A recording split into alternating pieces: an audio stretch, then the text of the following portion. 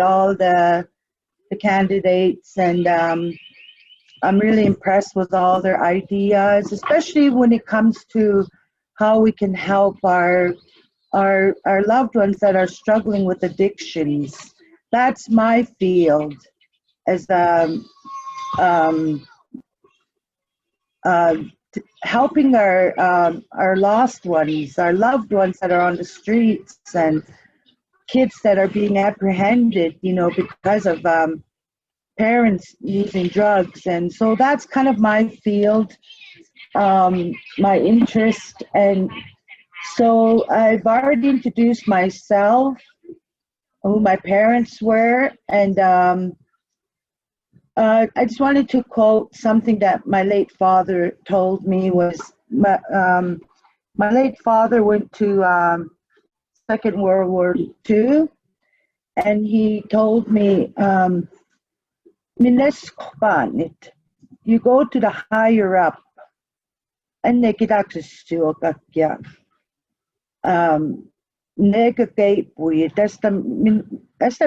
to speak out. So that was in my mind as I was thinking over everything. And also my late brother Oliver Shouting, he was one of the counselors for many years. I learned a lot from him too. And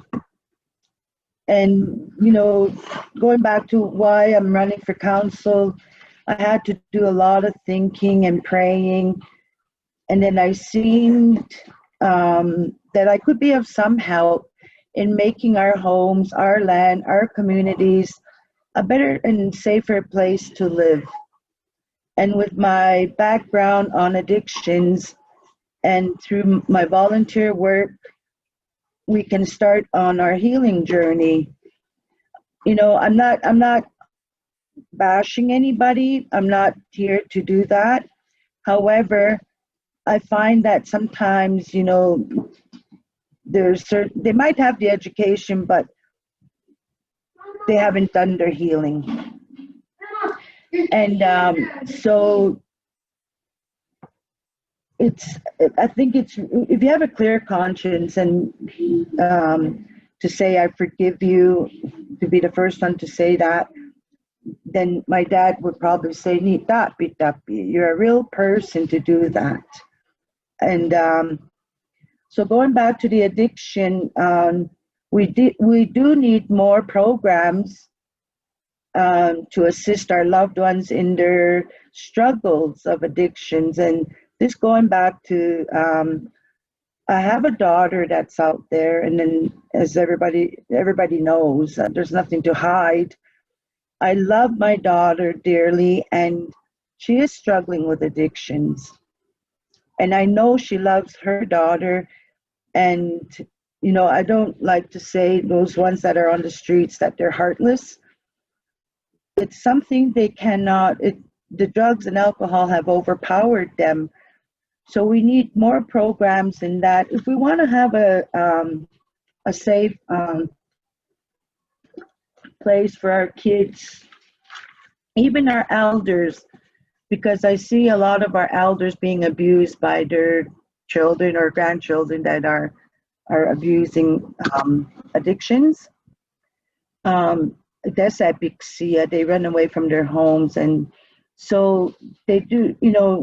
With the programs, it will create more employment. For example, we just had some graduates on addiction counseling from Recro College that are seeking employment. We can ask for more funding from Health Canada to assist and support and provide health programs and services. We just need to do the framework. And my vision, excuse me, my vision is to bring back the traditional ways, and that's like including our elders in council meetings. I think it's really important that we have elders involved in the meetings, and storytelling to our children, teach our young to hunt, honor our elders and our children. And my mission is I dream and see visions for our future generation, Kuku Sinonics, live our lives once again free from drugs and alcohol in our communities, regain our rights as Nitsitapi, help our people through programs that will enhance their lifestyle, help those that have lost all hope, get funds to help in areas that will provide a safe environment for our children and elders.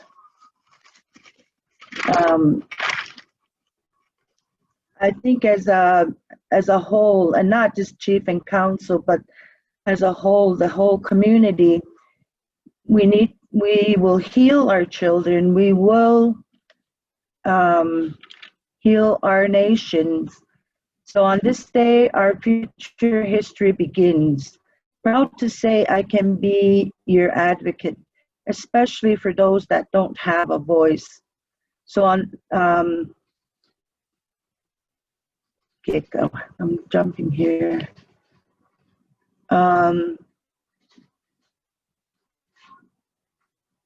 Sorry.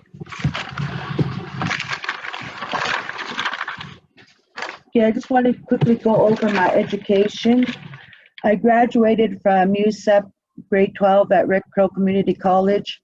Then I went on, I moved to Calgary to further my education. I took a program on personal skills development for 1 year in Calgary and graduated.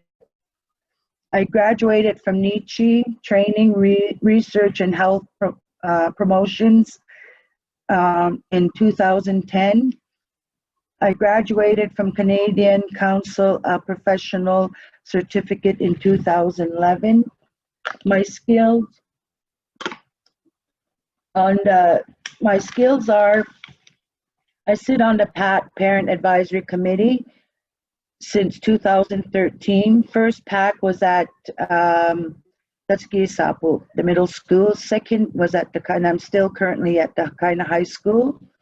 Sat on Board of Education for 1 year.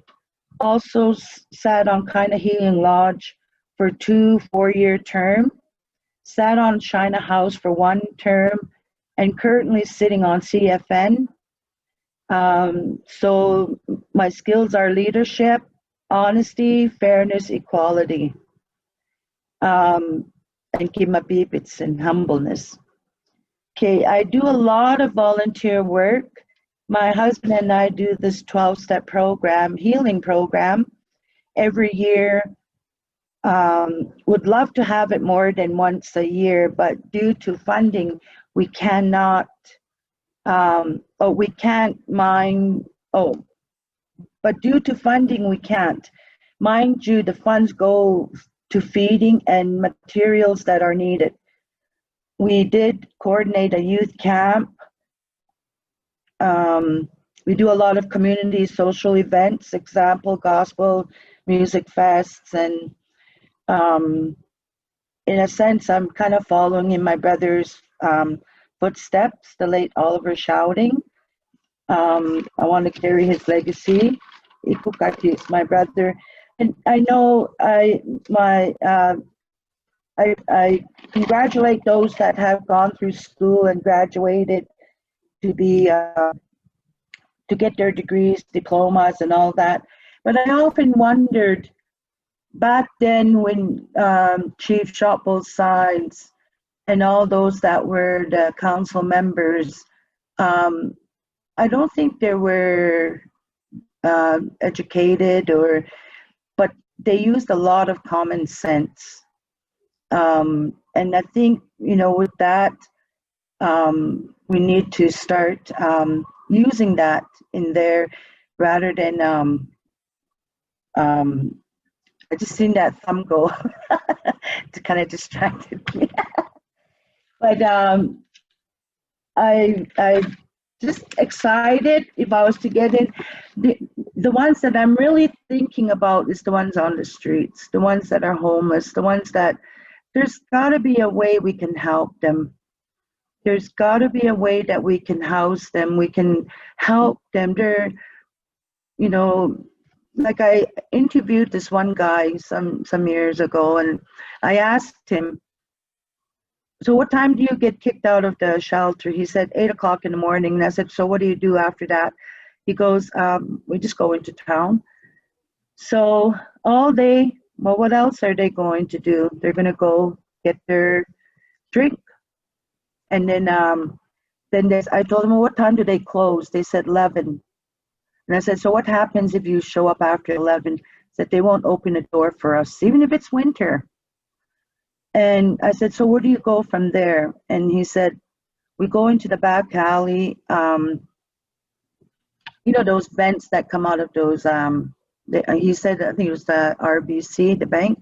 He said, there's a vent back there. We all, you know, cuddle around there and huddle around there, and that's where they sleep. So I brought it up in one of, when I was sitting on the board, in one of the health board meetings, I brought that up and I said, next time you get up in the middle of the night and you turn up your thermostat, just remember there's somebody out there probably freezing in the cold. Keep them in mind, in your minds, and you know, there's no such thing as a hopeless case. You know, we can help them. And I heard a lot of good things, and I'm excited for the hospital, more treatment centers,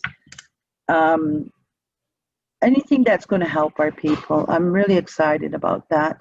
And I was looking, I wanted to find out the roles and responsibilities of chief and council. Chief and council are in part of a system of governance imposed under the 1876 Indian Act that is funded by and answers to the federal government.